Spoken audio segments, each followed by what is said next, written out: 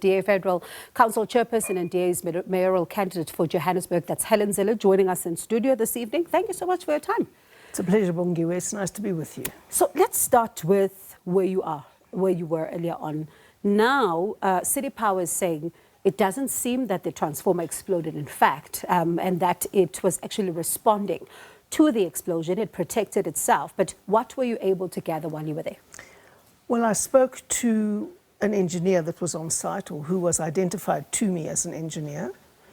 And then I also spoke to some security personnel that were there. And if the transformer didn't explode, I don't know what exploded, because there was nothing else next to the transformer that could have exploded, so that needs to be explained. But they told me that there was smoke coming out of the transformer, and that the security personnel were sent early this morning to see why there was smoke coming out of the transformer. And then as they approached, the transformer exploded. That's what they explained to me. Now, if it was something else exploding, if somebody put a device in there, or if someone was doing something else, I do not know. But that is the story that I got on the scene. And when you then were speaking earlier on, you were raising this concern about infrastructure maintenance or a lack thereof, which is an ongoing conversation. And now with this particular investigation underway, one wonders where should they begin in order to try and ascertain what happened here? Because, as you say, something did explode and we all need to know what. Well, let me be quite frank. I'm not sure we're going to get the full story if City Power is investigating itself, or if the city is investigating itself. I went on the internet today to look at past experiences where, for example, and I'm not saying this happened in this instance, but for example, people who are responsible for maintenance and who have some of the maintenance contracts try to make sure that there is ongoing work, and therefore build into the maintenance program the fact that something will trip again, or something will fail again, or something will overheat again. And that's part of the corruption. I'm not saying this happened here, but there are far too many instances of corruption amongst subcontractors not to ask very tough questions about that. I'm not saying this happened here, but I'm saying there have been enough cases where similar things have happened to warrant a very close investigation. We'll speak about this. I'm going to get to another part in just a moment, but you've thrown your hat in the ring. You want to lead Johannesburg. How's the campaign going so far? We're warming up. We're working every day. We're all over Johannesburg all the time. Lots of people contact me asking me to come to where issues are around the city. So when there was the temporary municipal workers' strike over the garbage collection at the Randburg depot, I was phoned to come out, which I did, and then today again with the blowing up of the transformer. As I understand it, that's what I was told on the scene. You know, then I go. I respond to people as quickly as I can and as often as I can, although sometimes I absolutely can't. How are they receiving you? Sorry? How are they receiving you? Well, people are decent, friendly, but that's Joburg. It's really nice to be here. All right. You speak about the people receiving you, but there has been a view that you were parachuted to Johannesburg. There were councillors in Johannesburg, and some feel like they could have actually stood to be mayor. Were you parachuted? Well, they did stand to be mayor. There were about 4 or 5 councillors who competed with me to be mayor. Anybody can compete. We have a very tough process. You have to prepare a presentation on a very demanding topic. You have to present it to the selection panel, and then you are grilled on it, and on a whole lot of other issues too. So it's a very grueling process, and anyone can compete who wants to compete, and people did compete, I'm very pleased to say. One would say, though, there's the DA caucus leader in Johannesburg, Belinda, for example. One would ask, could support not have been given to her rather than bring I know you say that you went through a vigorous process, but for someone looking in who's on the outside, they would ask you, were you not going to be able to give Belinda support and not run and simply just help her out? You see, that's a very ANC question, because ANC thinks that if you're the deputy, you have to be the one on top and it's all a hierarchy and you have to be there for this long to do this. The DA doesn't believe that. What we do is we open up the field and we say, who wants to compete? Put your hat in the ring, and then it's a tough competition. Belinda's great. She's the caucus leader there. She's doing an excellent job. She's been unbelievably supportive of me, because that's the DA way. We compete and then we accept the outcome and we support each other. You've had to present this presentation that you say the operating revenue, for example, for a city like Johannesburg is around 84 billion. And you're looking at around the operating expenditure, which we saw last year, as presented by the Finance MMC then, at around 80.7 billion. There's a myriad of challenges going on in the city of Johannesburg. One would wonder, because a lot of residents would say, we see the billions being explained here, but we do not see them translate into service delivery on the ground. What is the plan with this budget for you? Well, the operating budget is far too big in the city of Joburg. What we need is a much bigger capital budget and a far bigger maintenance budget. Those are the two things we need to up. The city of Joburg has, in the main, in the last 12 years, become what some people call an employment bureau for ANC cadres. And that's what drives the operating budget up like that. So when there's hardly any money left for maintenance, it should be 8% of the value of your assets, your capital assets, and it's nowhere near that. And when the capital budget is being far, far outstripped by the operating budget, you've got a big problem. So do you think you'd be able to make do with what is there now, given the fact that there are some who are complaining about the austerity measures, to say that, for the officials say for them not to be able to fix some of the problems is because they simply don't have the money. Treasury has kind of squeezed the purse a little bit. They don't have the money because of the budget allocations on things that are not priorities. Like? Well, what you need to do is ring fence the money that comes in for water. You can't sweep the water account every day and put it elsewhere in the city. Money that comes in for water, that, for example, consumers pay for water as a trading service, must first and foremost be used to service water infrastructure and get clean water to people. Ditto, money that comes in for electricity must first be used to ensure that city power can maintain the grid and get electricity to people and service its clients. Obviously, some from trading services will go into the general account, but you cannot have a situation now where all the critical services are sucking on the hind teat. And it's very important to understand that the billing system is in chaos in Joburg. And so they have a budget, but they very rarely fund their full budget because they can't project what they're going to get in. And why the city of Johannesburg, over all these years, has not been able to get its billing system working is frankly beyond me. One would say the DA has had a shot in the city of Johannesburg. The billing crisis was there when Dr. Mpho was there. Yes, Dr. Mpho was there for a very short time, and she was there in a 9-party coalition. And let me tell all your viewers that if there is a 9-party coalition, even if a person can walk on water, they are not going to deliver in a 9-party coalition. Because whatever you do, one of those 9 parties will want to cross the floor and bring down the government.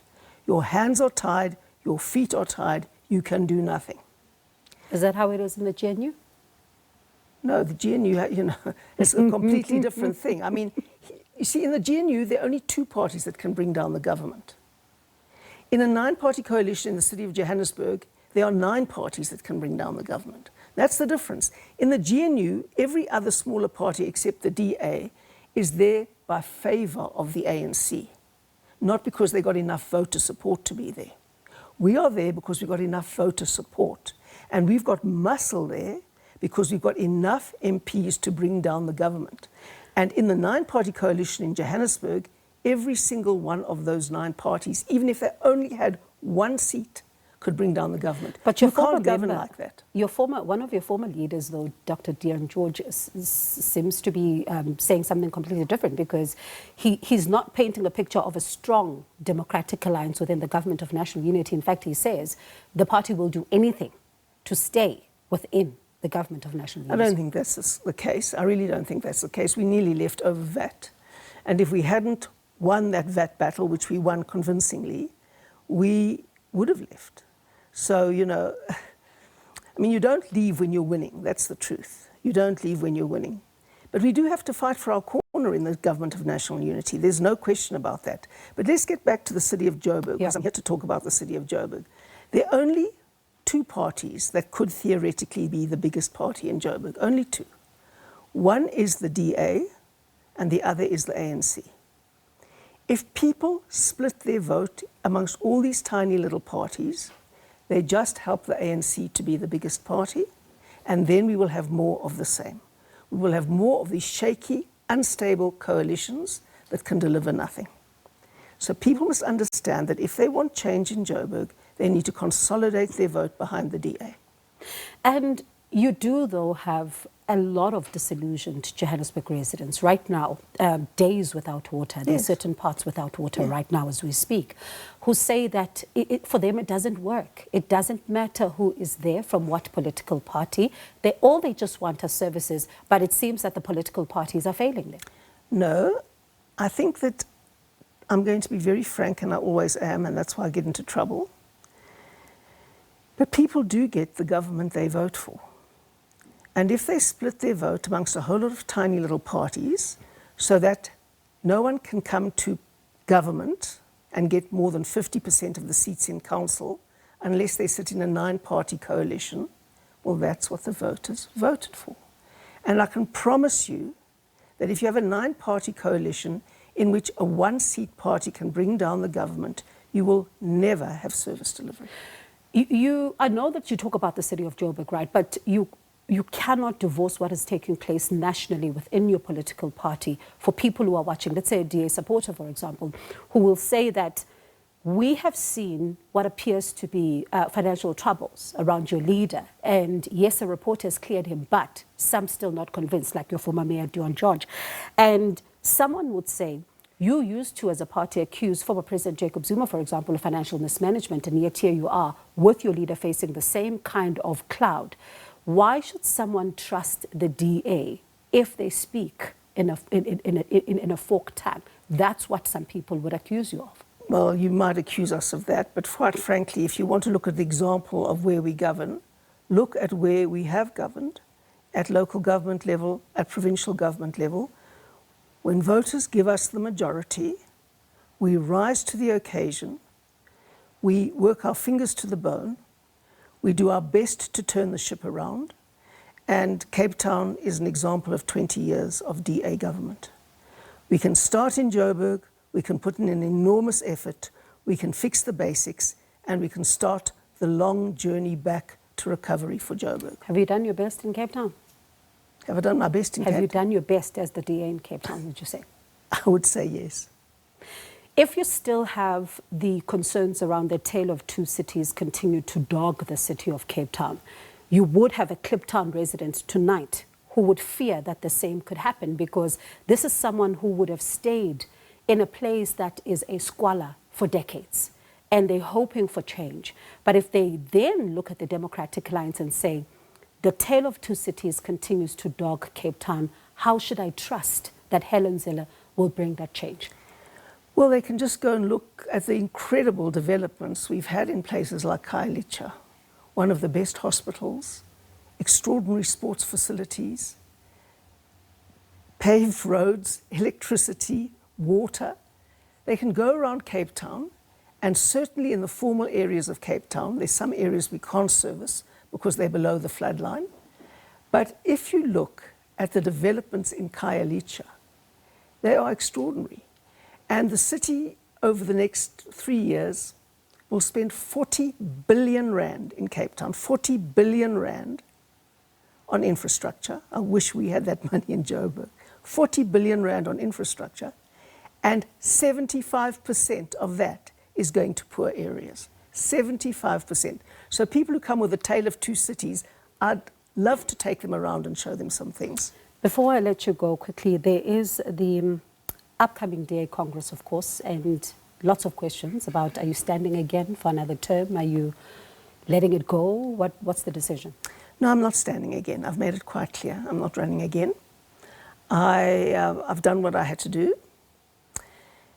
And the big next frontier for the DA is Gauteng.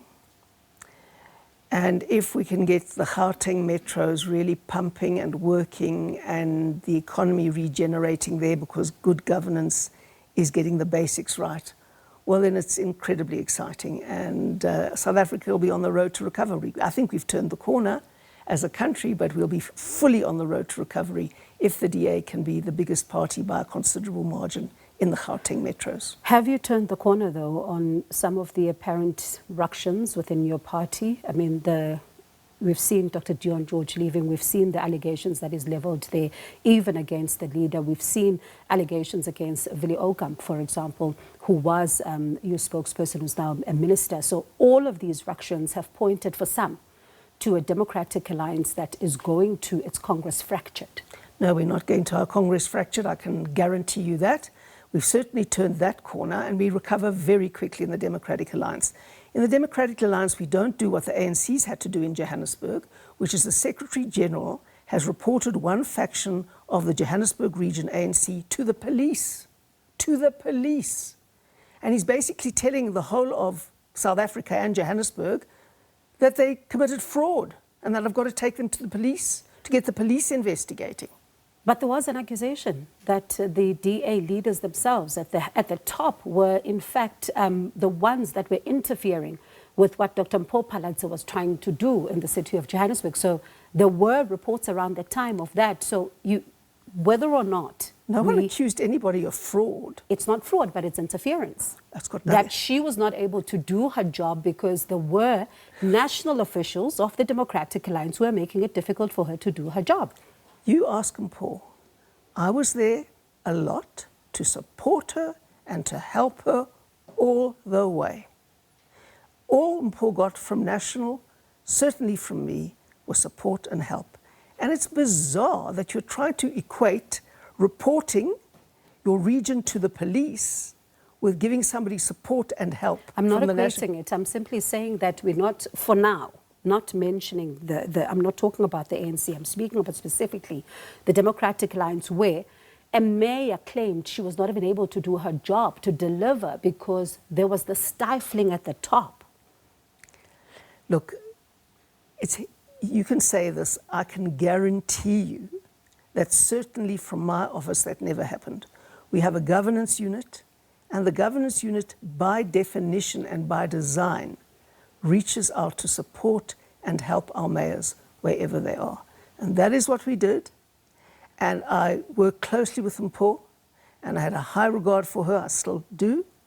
And it was an impossible situation. The 9-party coalition, you can't run that. All right, and it's a State of the Nation address next week. Did your party make any submissions, any expectations as far as local government? Look, I'm not in the government of national unity. I'm the DA's mayoral candidate. I know, but I can't shake off your other chair. Your other chair is Federal Council chair. So yes. I have to ask you about whether or not your party did make some submissions. Yes, but that is done through the government of national unity members. But what are you expecting as a hopeful of the mayoral chain in the city of Johannesburg? What are you hoping the president says about local government in the State of the Nation address then? Well, I hope he confronts head-on the disastrous state of local government. I hope he carries on saying that there's one city in South Africa that works, and that is Cape Town, as he has admitted before. And I hope he continues to advise ANC mayors to look at where the DA governs if they want advice on how to govern well. That's what I hope he says. All right, Helen, the conversation continues because I know you're still in the city, and let's see how your campaign goes. So thank you so much for chatting to us. Appreciate your time. That's the DA's Federal Council Chairperson and DA Mayoral Candidate for Johannesburg, Helen Zille.